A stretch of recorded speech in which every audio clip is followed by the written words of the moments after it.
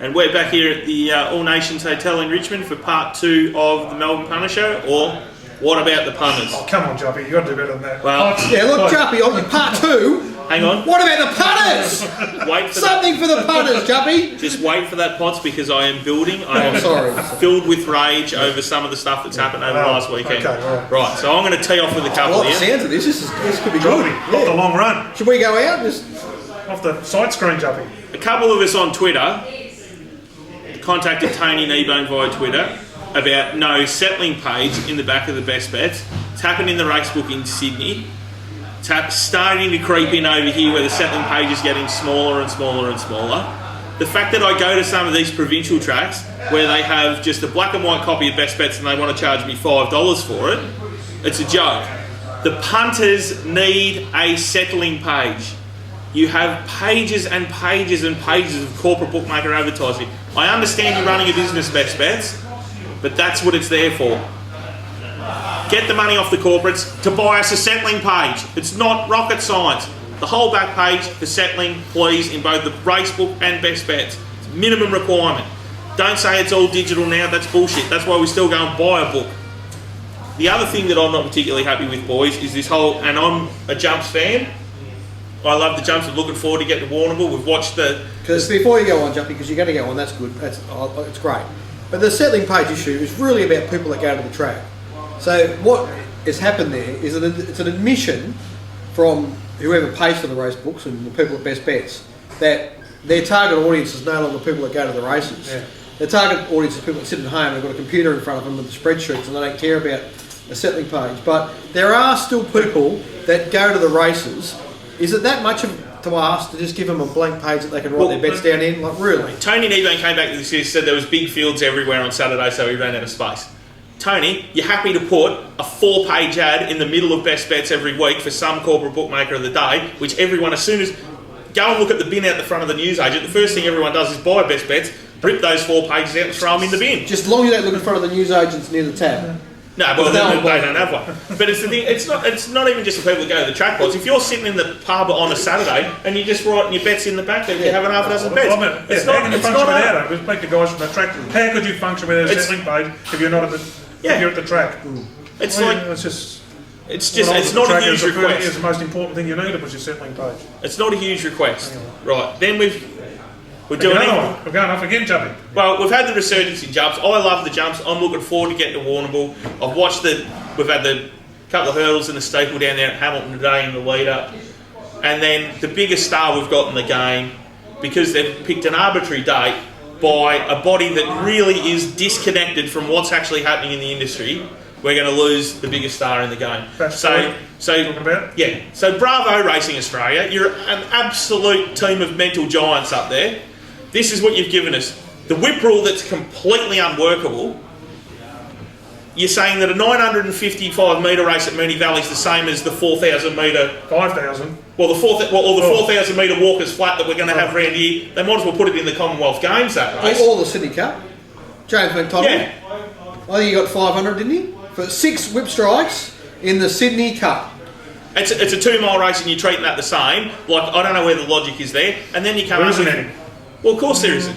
And then the only thing that's got the trots in the paper in the last 12 months, like the Inter-Dominion couldn't even get him in the paper, but Destroyers had his 400th start the other day up there in Queensland, so they put him in the paper. Here's this old warrior still going around, still winning. We've got a horse here that's going to go for its 4th Grand National in a row, but because that falls 3 weeks after he turns 13, he can't race. I mean, it's just farcical, and it shows a complete lack of foresight by these so-called administrators. And the only thing worse is that then the inaction of Racing Victoria to not put in a submission to have a local rule included. All you need to do is put in a local rule for Victoria and South Australia that's saying if you've got your jumps ticket, you're allowed to complete that season and then you have to retire. It's a repetition, Juppy, of the catering to people that don't bet. Correct. When are we going to stop giving catering to, under the banner of political correctness, the people that are... Not only don't bet, they're never going to bet under any circumstances. I'm not, like, you said you're a jumps fan. Yep. Great. I'm not really, right? So I don't do Formula One jumps I races. love the narrative. But if Bash Boy had been going around this year, I would have taken some interest for sure.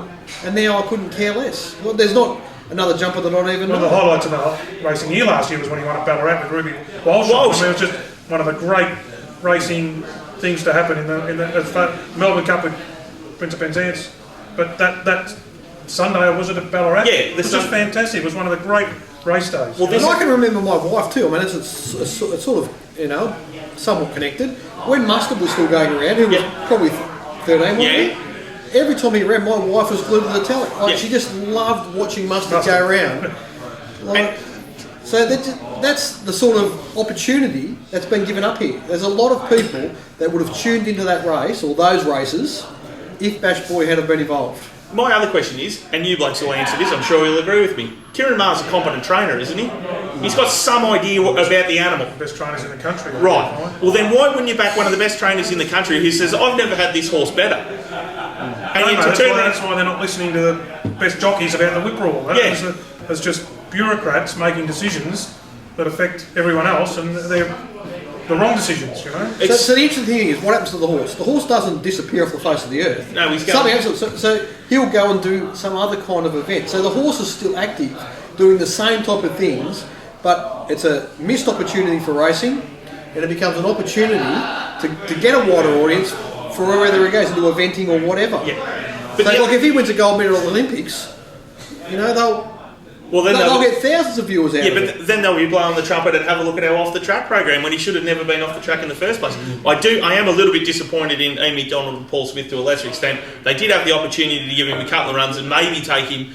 I think it was out of but they were trying to make a point. Yeah, and they've just said, right, if we're not having it, so they've half chucked the toys, and I can understand them doing that. He gave a terrific interview on radio, Ian McDonald and Michael Farragut. He's so passionate owner of that horse, such a great racing man. And you could just see it was going to happen, that he was going to. It was just so. I heard that interview, and all I could think was, can we have him in charge, please? I'll have him. It's like Brian Fletcher in Sydney. Just make the hole bigger in the fence. Let's have him running the show. Anyway, all right. Right, Jockey, you don't do any more, Jockey? I've vented enough. I've had enough of I don't know why we need Racing Australia. I don't know what their function is. If you want to really help the industry, Racing Australia, make the corporates bet to a minimum bet. That'd help everyone. Make everyone bet to a minimum bet. That'd help. Boys, now that I can calm my nerves here, DK did a wonderful job for us on the weekend in the tawny pots. Oh mate, didn't he? Yeah. Well, I got fair dinkum. He started from the back of the pack. He's run them all down, and in the end, he's just run into a point where there was no races left for him that he wanted to bet in. So, unfortunately, the rules prevented us from betting in the race that Nevis won, which would have been lovely. And we had to bet in a shitty fucking mares race in Sydney that we didn't have a clue in. And we all shut our eyes and hope for the best sort of thing. That's what it was. But anyway, talk us through it. But how did that happen? How did we go from 10,000 to 175 or whatever we were, or 180? I went just through feel rather than attaching myself to sets or anything, which I've done in the past. I just sort of try to feel my way through and use sort of gut instincts that I've sort of learned over the last however long, watching the markets and doing a bit of minute form and things like that. So my first play was on the Waller She's Mr. Vine versus the French Emotion when the money came for it, and I just remembered the one during the midweek and a couple other times, and I backed things against them with the Sydney form coming down and the models attaching themselves to it, and they've been getting it really right. So I had a good bet on it. That gave me a little start, and then I backed the Zar Speed. I think you like bit pots, so I had something on it. And then I got to the Oaks, and God bless my video man. He knows who he is. With a click of a button, I got all the New Zealand videos. So I did some minute form looking for something that's going to be strong late, the 2400. I had the run over the 2400. Here's Sophia Rosa, whatever her name is. With Huey, just on fire, Jock on fire. Horse is going to run the trip. So I thought, we'll have a play here. So that got us up going, and then from there, I just, then the great mare was in the Group 1 race, which she was knocking on the door. And in her race. Which I just said, Potts, I said, your horse is in here, Potts. Go for it, DK. He said, really keen. So that put us right on Sean Burns' heels. Got us up to about 180,000, which was second, I think, at the time. And then it was just strategy to see what would happen. But we just, when I read the rules and that the last three races at Corsani were excluded, I knew we were going to be pushing shit uphill to try and win it. It's going to come down to a bit of luck, and we had a play in the last to try and win it. The 20-1 chance won, some blokes bombed away in it and ran past us, but anyway, we got a drink out of it. But anyway. It was a great effort, mate. Well done. Yeah. And it's also it was good fun. I enjoyed every minute of it. Yeah. And the one thing that's proven now is that you're a far better tournament player than I am, because I was there pickling away, and I spent half my money between Jamaica or half of the team pot's money between Jamaica and Zarspeed, right? So they gave us a little something. And then I thought, I'll go all in on Shidell, and if it does something, then I'll go all in on Ascadelia.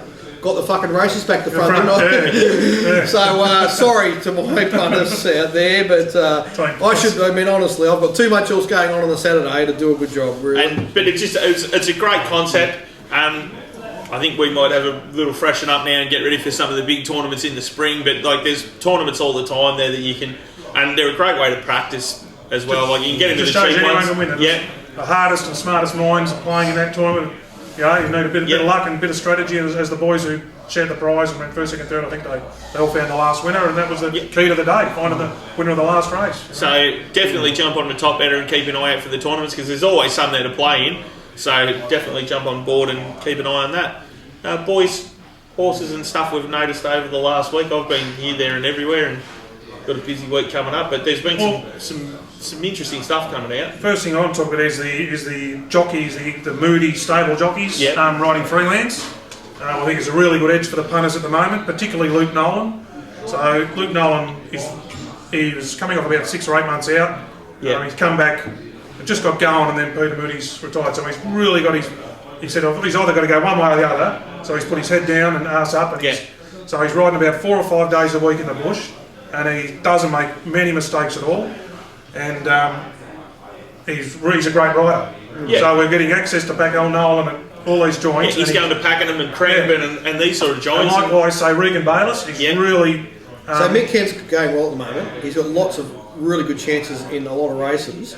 Every time he wants to have a bet, or his team wants to have a bet, Luke Nolan's on. Well, before, he's always had a good strike rate with Luke Nolan. Yeah. It's hard to get figures on that because Luke's been out the last 10 months, but he always, he'd get if he could. Yeah, going back for as long as I can remember, he's always, if Luke was available, he always put him on. Yeah, and he rode quite late Friday night, I think, 2 or 3 Friday nights ago, and he just, the ride on the race, just a great ride, but he's a great rider. He's he should have won a Scobie Breezley, arguably. And he is riding 4 or 5 days a week in the country and really working hard. I think the other aspect of that, DK, is that a massive amount of horses have left the P. Moody stable and gone elsewhere, and they've obviously been incredibly well looked after and they're in prime condition, but those horses seem to be benefiting from a change of scenery. Yeah. And they're all running well. No doubt. There's an edge in those ex-P. Moody horses at their first and second runs for the new stable. My video comments at the moment on the change of trainer Moody, all these winners, change of trainer Moody, change of trainer Moody. Kieran Marr, even the Byron Cosmanis got one, Staghorn. Kieran Marr, they're all running really well. So those 2 Moody boys. And the other boy I want to mention, or not boy, but jockey, is Corey Parrish. Even Gerald Ryan got what's the sprinter that went terribly at the David Moody one that went terrible at Moonee Valley? Kinglike. Yeah. Fucking ran an enormous race here on Saturday. Moody's always said, I even heard Moody on the radio talk about him. He said he's going to be better in 6 to 12 months out of us still, so I think he might just iron out a few traits, but Gerald might be able to get him going. Well, I would say Gerald will get him, preparing for something first up next prep, and he will be his best run will be first and second up next prep. Yeah. But Corey Parrish he's a bloke who's put a lot of work into self-improvement. Yep. He knew he's just a fringe country jockey. He's gone to Lindsay Park, so he's riding work there every day. Yep. Obviously getting on good, rides good horses, gets a good feel. I think maybe Darren Murphy or one of those jockey coaches helped him out. He's really refined his style. And the best thing is he's not afraid to lead. Yeah. So all these things he can get to run time, and I was just going to say, well, might as well go on one of the horses to follow I've got for people. It's a horse called Lost Command, who won a maiden at Ballarat last Sunday by 5 lengths. And Corey it was Blinker's first time, and he just let it go and just ran him ragged. And it's great. That horse can run time. He's happy to let it run. and he's done it with Stella's the boss. He's done it with another Neil Pfeiffer horse. I can't remember what it was, but anyway, he's a bloke who's riding in for him, so don't be scared to back him if you like. He rode one on Sunday to Chuka DK. That was $31.09. Chocolates, and he got the chocolates and he put it in the 1-1. And the best part was he's having this beautiful run, and at the 600 he just eased off the fence to stop anything else coming around him. He didn't even have to. He just got himself into the middle of the track, and it sort of looked. If you're watching the replay, because of the funny angle there, it's a bit like Hawkesbury, where you got sort of a bit of a hand on camera. It looked like he might not get there, but he ended up winning by almost 2 lengths. You know what I mean? He always had him covered because he moved to the dominant position. Honestly, so the money was on there, and he was obviously, because he's got his confidence up, and he's gone out wide there, horse that the money's on, and he rode it with supreme confidence. It was. I think the key to it is the market, even though, like you said, that's been backed, but that might have been stable or inspired.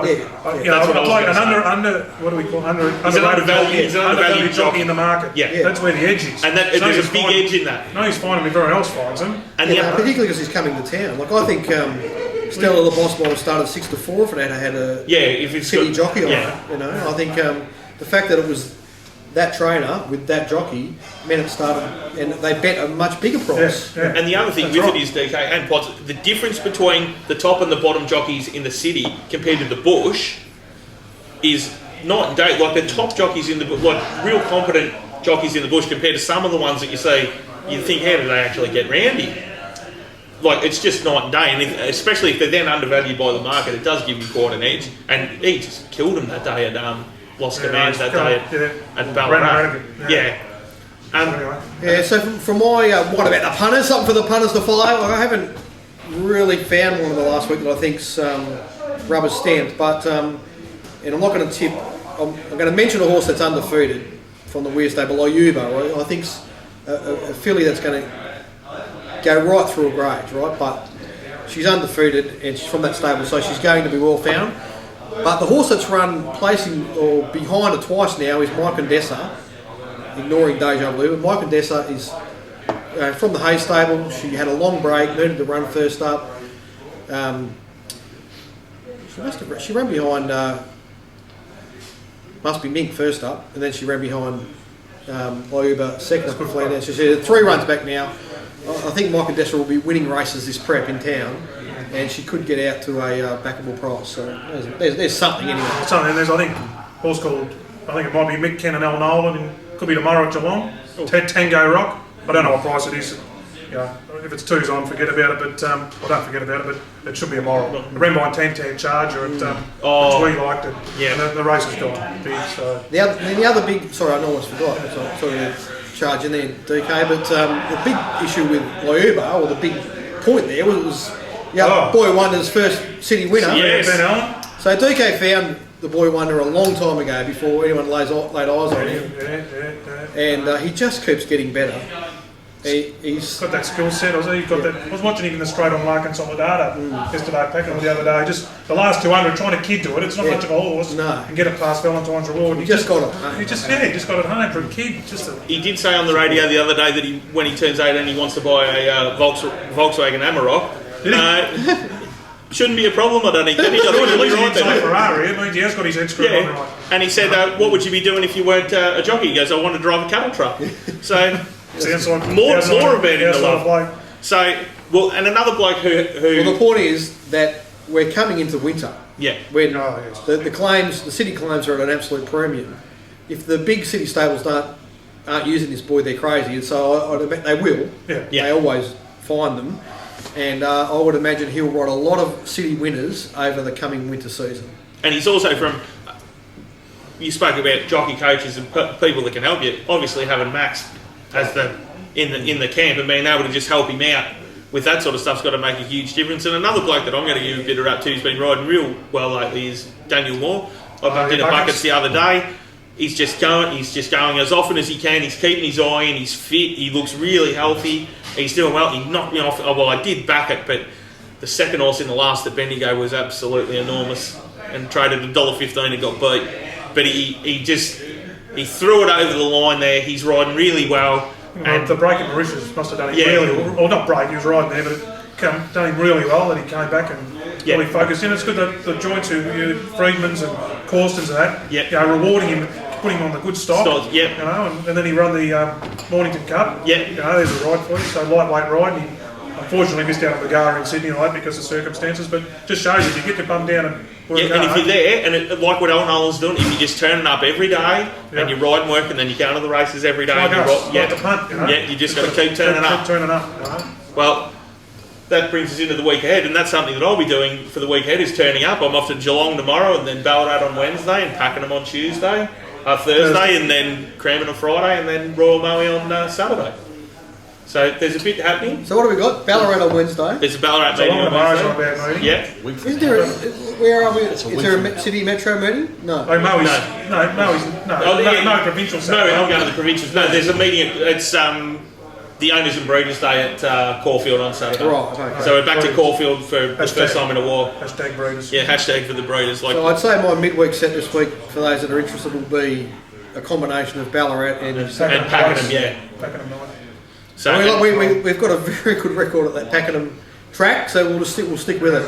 It suits us. And then on Sunday we kick off the synthetic season with the first synthetic meeting at Pakenham. Something. But even then, look, I think it's not as good as the Geelong one. No, Geelong one we've got a lot more data and a good handle on it. Pakenham's second year, I think. Pakenham, so it should be better. So down.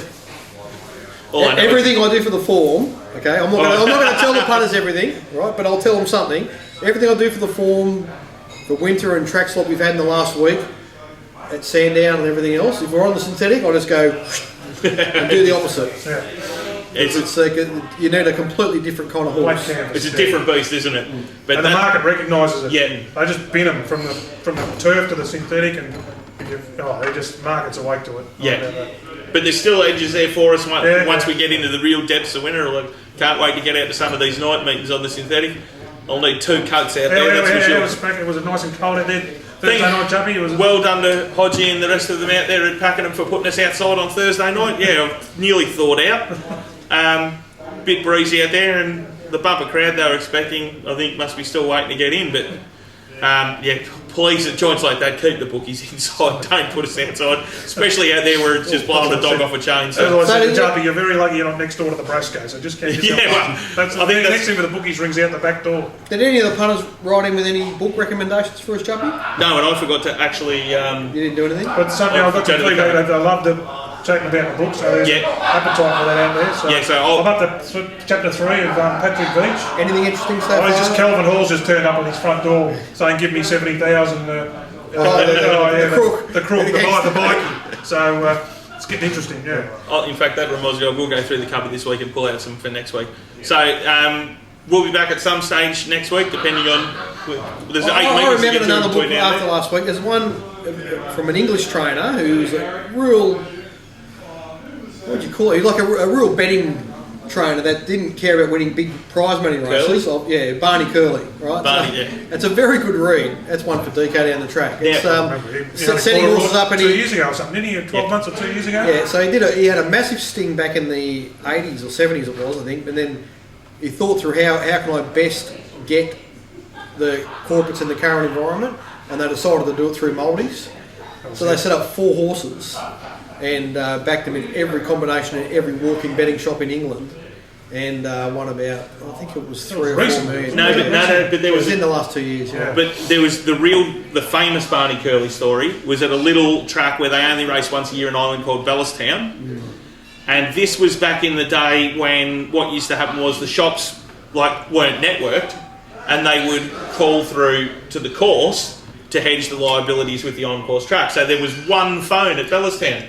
So Barney paid a bloke to go to the track to say that his mother was in hospital and to get on the phone to the hospital, and he teed it up with whoever he was ringing to stand there, and the bloke was on the phone for the last 12 minutes of betting while all these shops were trying to get through to this engaged number to hedge all the money. It didn't affect the SP, so it SP 12s instead of about 2 to 1, and that's how they got them that time. But if you want to jump onto YouTube and type in Barney Curley, and there's a famous spray that he gives John McCreary. That's one of the funniest things on YouTube. So make sure you jump on there and have a look at that if you want to give. That is something for the punters, because We just hope that one day everyone in the 99% of the population of the world of punters would have been cheering for Barney. Oh, no. Just give it to him, this fucking clown.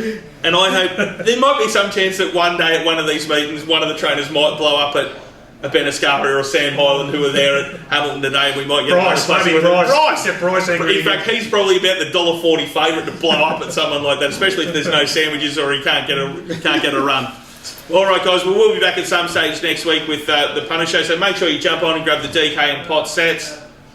Grab Pot's a set for the Saturday meetings and join us in the chat room. The chat room's been ticking over well. There's plenty of good guys in there, and so make sure you just grab the products, and we'll speak to you sometime next week. So good luck, punters. Your shout, Chubby. Yep.